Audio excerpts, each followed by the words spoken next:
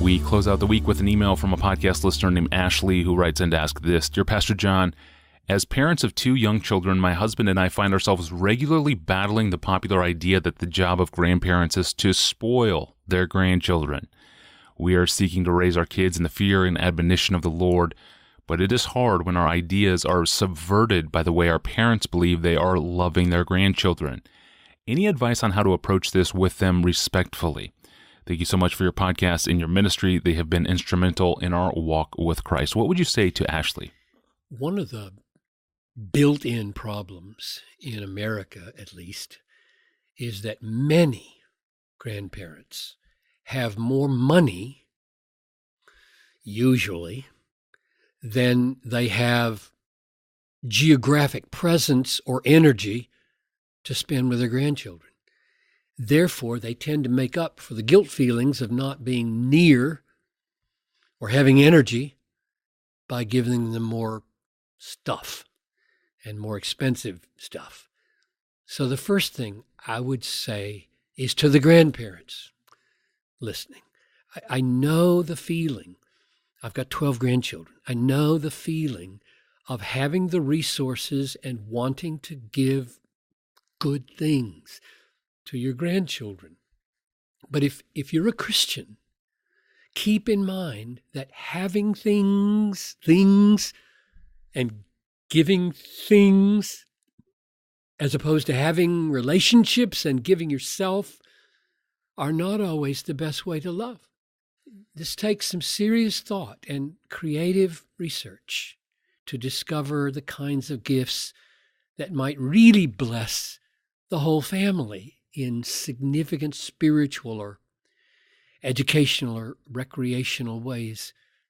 And under God, the most important people to interact with when thinking these things through is the parents of your grandchildren. They're called your kids.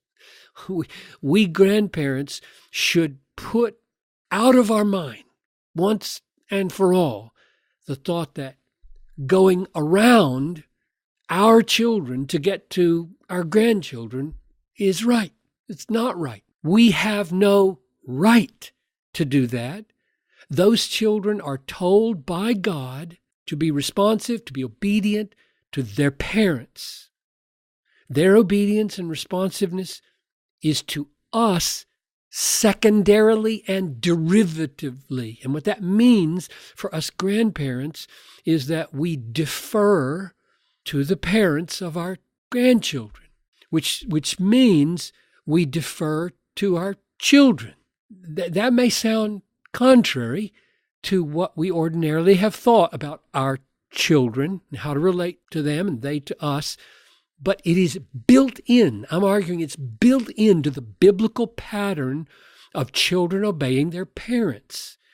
Once there is a new unit formed of parents and children, the parents of those parents assume a secondary role in the authority and leadership toward those children, which means that we should consult those parents and we should be willing to listen to them if they say that the gifts we are giving are proving to be unhelpful in the way they're trying to parent their kids. And I know this may be painful relationally. The older we are, the more humble we should be, and the thicker our skin should be. We've been knocked about by life more times, and we should have some calluses on our skin so that we don't mope and act immature and self-pitying because our kids have to tell us that our gifts aren't helping. Now back to the question she asked. She wants to know what she should do towards grandparents, and I'm talking to grandparents, and she didn't even ask me to talk to grandparents, but I felt like I needed to. So how do the parents of the grandchildren approach the grandparents if those grandparents are doing things or giving things that the parents find unhelpful? And here's the first thing I would say, and it's kind of a general principle I would say about lots of relationships, marriage, friendships. Don't try to give corrective advice to others in this case, to your parents in the very moment of disagreement.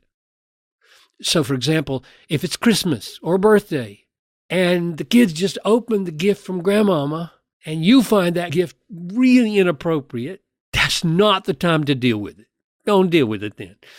The principle is find a neutral time at some distance from the moment of disagreement, perhaps over lunch, and gently ask if we can talk about something important, and then be as affirming as you can to the motives and to the love that they're trying to express so that that doesn't feel minimized or discounted, and then explain to them to the best of your ability why you think things should be different than they are. And it would be helpful if you had thought through, I'm saying this as a granddad, it would be helpful if you had thought through some alternative suggestions for your parents, because we grandparents aren't always as wise and creative as we need to be in this regard. And if you can think of things that would bless your children from your parents, we would, I hope,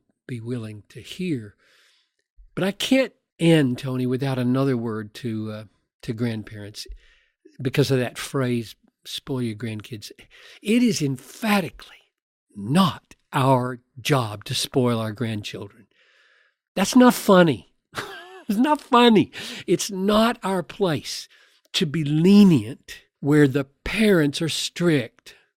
It is emphatically our role to reinforce with happy unity the parenting that our kids are trying to give their kids, our grandkids, assuming, of course, that it's safe and wholesome. There should be a united front. This would be beautiful. There should be a united front of biblical principle that the kids discern in parents and grandparents. They should see it as a tradition. There's a legacy here. These standards are coming down from generation to generation. I'm going to embrace them and use them someday. So let's be done with the notion that grandparents should spoil their grandkids. We shouldn't. We should bless them in every possible spiritual way that we can, and shouldn't let material gifts get in the way of that goal. That is very helpful and eternally strategic perspective. Thank you, Pastor John. Well, it's time for us to break for the weekend. What a great week of questions. Thank you, listeners, for your participation in sending us great questions all week. You can look back on the episodes that we covered for the week and even browse the most popular episodes of all time. You can do that at our landing page at desiringgod.org/Ask Pastor John. I'm your host, Tony Reinke. We will see you on Monday. Have a great weekend.